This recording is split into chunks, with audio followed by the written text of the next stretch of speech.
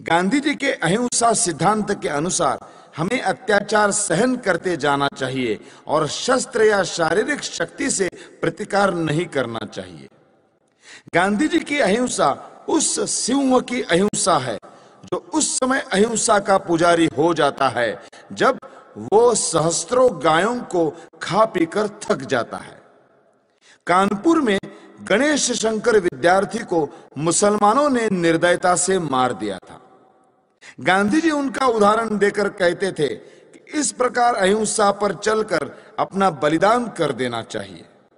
मेरा विश्वास है यह अहिंसा यानी नपुंसकत्व देश को नष्ट कर देगी और पाकिस्तान भारत पर आधिपत्य जमा लेगा। मुझे स्पष्ट दिखाई देता था कि यदि मैं गांधी जी का वध करूंगा तो मैं जड़ मूल से नष्ट कर दिया जाऊंगा। लोग मुझसे घृणा करेंगे।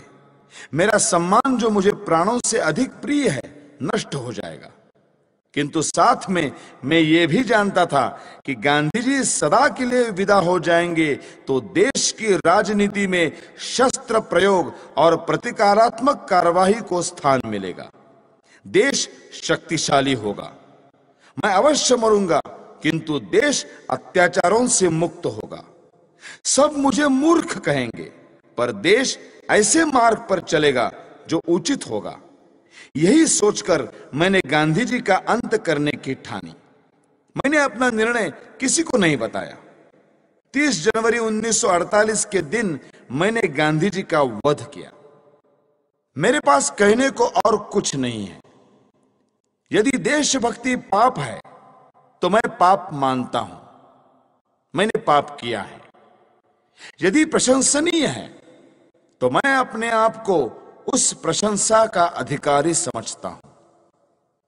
मुझे विश्वास है यदि मनुष्यों द्वारा स्थापित न्यायालय से ऊपर कोई और न्यायालय होगा तो उसमें मेरे कार्य को अपराध नहीं समझा जाएगा। मैंने देश और जाति की भलाई के लिए यह काम किया है। मैंने उस व्यक्ति पर गोली चलाई जिसकी नीति से हिंदुओं पर घोर संकट आए और हिंदू नष्ट हुए। वास्तव में मेरे जीवन का उसी समय अंत हो गया था जब गांधी जी पर गोली चलाई थी। उसके पश्चात मैं अनासक्त जीवन बिता रहा हूं। मेरे लिए संतोष का विषय है कि मुझे कोई पश्चाताप नहीं है। हैदराबाद की समस्या में अकारण देर हो रही थी। सरकार ने गांधी जी के मृत्यु के बाद शस्त्र शक्ति से इस समस्या को ठीक रूप से सुलझा दिया है। भारत की आधुनिक राजनीति और सरकार अभी तक तो ठीक प्रकार से चलती हुई जान पड़ रही है। गृह मंत्री ने कहा है कि देश के पास प्रचुर युद्ध सामग्री होनी चाहिए। ऐसा विचार प्रकट करते हुए उन्होंने ये नहीं कहा कि वे गांधी जी के सिद्धांतों पर चलकर ये सब कुछ करेंगे। यदि वे ऐसा कहें तो केवल अपने मन के संतोष के लिए कहेंगे।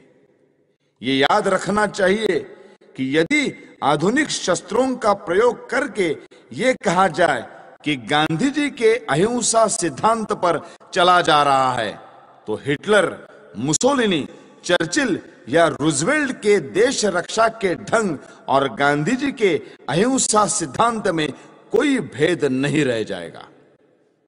मैं ये मानने को तैयार हूं कि गांधी जी ने देश के लिए बहुत कष्ट उठाए।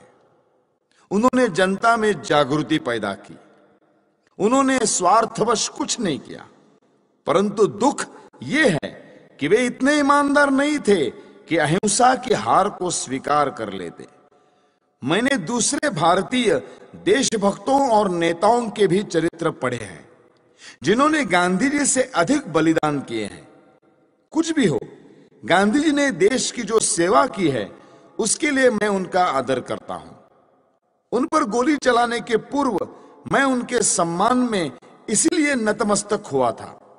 किंतु जनता को धोखा देकर पूज्य मातृभूमि के विभाजन का अधिकार किसी बड़े से बड़े महात्मा को नहीं है। गांधी जी ने देश को छल कर देश के टुकड़े किए क्योंकि ऐसा न्यायालय या कानून नहीं था जिसके आधार पर ऐसे अपराधी को दंड दिया जा सकता। इसीलिए मैंने गांधी को गोली मारी। उनको दंड देने का केवल यही एक तरीका रह गया था। यदि मैं यह न करता तो मेरे लिए अच्छा ही होता, परंतु स्थिति बहुत खराब हो गई थी और मेरे हृदय में इतना अधिक क्षोभ था कि मैंने सोचा कि गांधी जी को स्वाभाविक मृत्यु से नहीं मरने देना चाहिए। संसार को पता लग जाए कि इस व्यक्ति ने अन्यायपूर्वक राष्ट्र के साथ छल करके भयानक रूप से देश के एक संप्रदाय का जो पक्ष लिया है, उसका दंड भोगना पड़ा। मैंने इस समस्या का अंत इसी प्रकार करना चाहा, क्योंकि इसी से लाखों निर्दोष हिंदुओं का जीवन बच सकता था।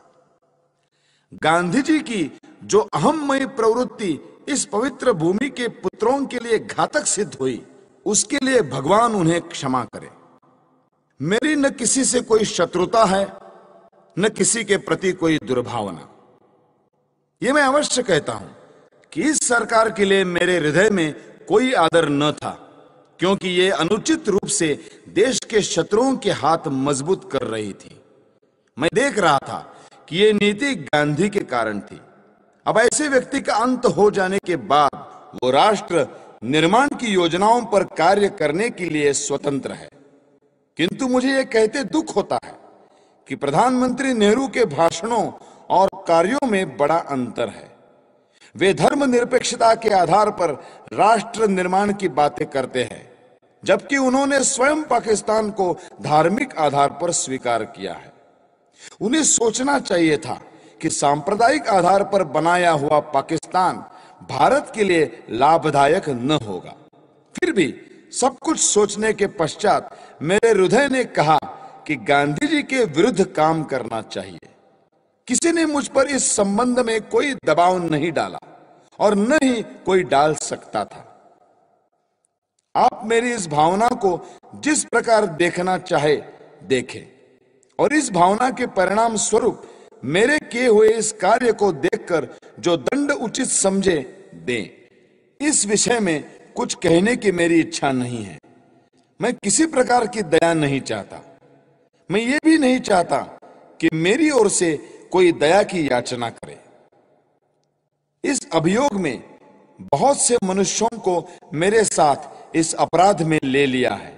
उन पर आरोप है कि उन्होंने षड्यंत्र रचा।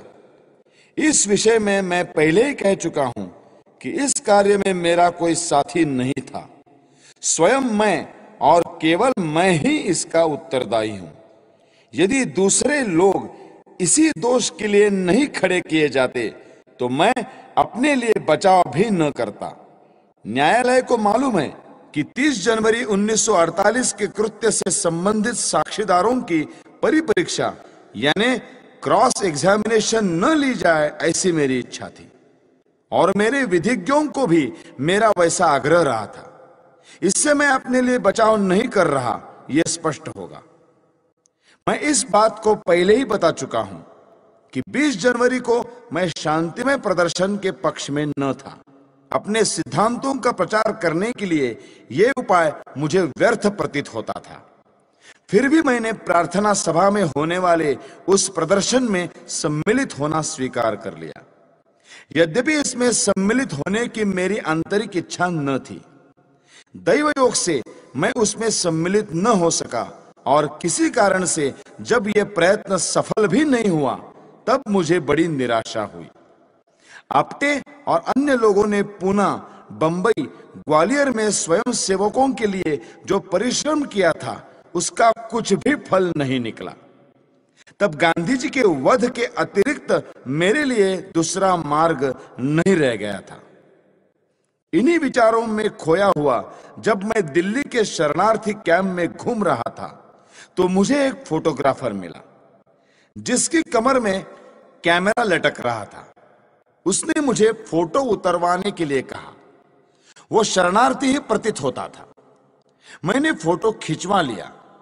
जिस समय मैं स्टेशन पर आया मैंने आप्टे को 2 पत्र लिखे जिसमें अपनी मानसिक दशा का वर्णन किया और अपने फोटो भी भेज दिए।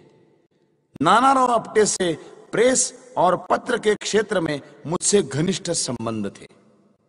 उन्हें मैंने एक पत्र व्यक्तिगत पते पर भेजा और दूसरा हिंदू राष्ट्र कार्यालय के पते पर। अंत में मैं ये कहना चाहता हूं कि जो वक्तव्य मैंने दिया है वो सत्य और शुद्ध है। प्रत्येक बात संदर्भ ग्रंथों को देखकर तैयार की गई है। मैंने सरकारी समाचार पत्र, इंडियन ईयर बुक, कांग्रेस का इतिहास, गांधी जी की आत्मकथा, समय समय पर प्रकाशित कांग्रेस के बुलेटिन, यंग इंडिया और हरिजन की फाइलें और गांधी जी की प्रार्थना सभा के भाषणों से ये वक्तव्य तैयार करने में सहायता ली है। मैंने ये लंबा वक्तव्य इसलिए नहीं दिया है कि लोग मेरे कार्य को सराहें, बल्कि इसलिए दिया है कि लोग मेरे विचारों को भली भांति जान जाए और किसी के मस्तिष्क में मेरे विषय में कोई भ्रांत धारणा न रहे।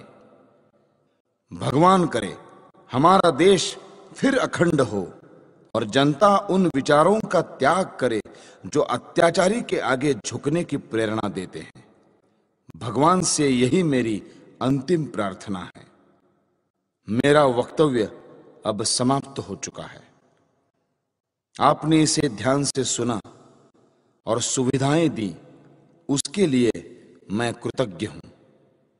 जिन्होंने इस बड़े अभियोग में मुझे कानूनी सहायता दी और जो पुलिस ऑफिसर इस अभियोग से संबंधित हैं, उनके प्रति मेरे हृदय में कोई दुर्भावना नहीं है। मैं उनके सद्व्यवहार के लिए उनका भी कृतज्ञ हूं। जेल के ऑफिसरों को भी धन्यवाद। उन्होंने मेरे साथ बहुत अच्छा व्यवहार किया है। यह सत्य है कि मैंने 300-400 लोगों के बीच दिन के समय गांधी पर गोलियां चलाई। मैंने भागने का कोई प्रयत्न नहीं किया। वास्तव में भागने का विचार मेरे मस्तिष्क में आया ही नहीं। मैंने अपने ऊपर गोली चलाने का प्रयत्न भी नहीं किया। आत्मघात करने का मेरा कभी विचार न था, क्योंकि मैं अपने विचारों को खुले न्यायालय में प्रकट करना चाहता था। आलोचनाओं के बावजूद भी मैंने जो कृत्य किया उसके नैतिक पक्ष पर मेरी आत्मा कभी विचलित नहीं हुई। मुझे किंचित भी संदेह नहीं कि भविष्य में सच्चाई और ईमानदारी से इतिहास के इस अध्याय को इतिहासकार लिखेंगे तो वे मेरे कार्यों और उसके परिणाम का सही मूल्यांकन करेंगे। अखंड भारत अमर रहे। वंदे मातरम। दिल्ली, 8 नवंबर 1948।